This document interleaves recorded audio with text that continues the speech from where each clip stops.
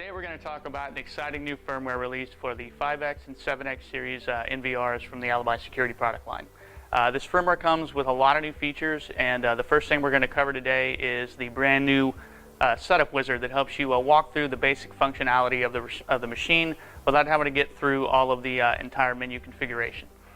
The first thing we do is take you to the password setup screen. This screen is very important because we do not include default passwords with our recorders or IP cameras any longer. That is a cybersecurity feature to ensure that there's not a floating admin password that anyone can kind of creep into and gain illegal access to your device. Once you set up the password, we'll let you know if your password is strong or weak.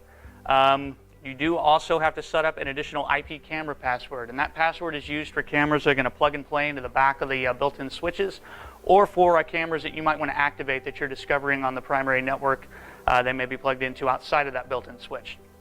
There's three important things that typically get overlooked whenever the recorder gets set up in the wizard.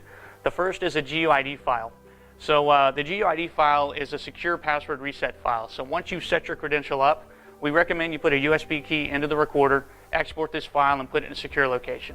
That way, if for some reason you do forget your admin password, whoever owns that USB file can come in and they can reset that admin password without having to contact our tech support to go through a more prolonged process. The second is an unlock pattern. If you are looking for a quicker way to get access into the recorder, you can set up an unlock pattern very similar to what you do on an Android-style phone. That can be set up and turned off at will. It can be modified after the fact if you forget it. And lastly, we have security questions. So there's a preset list of questions. Whoever the admin of the system is can set up those answers.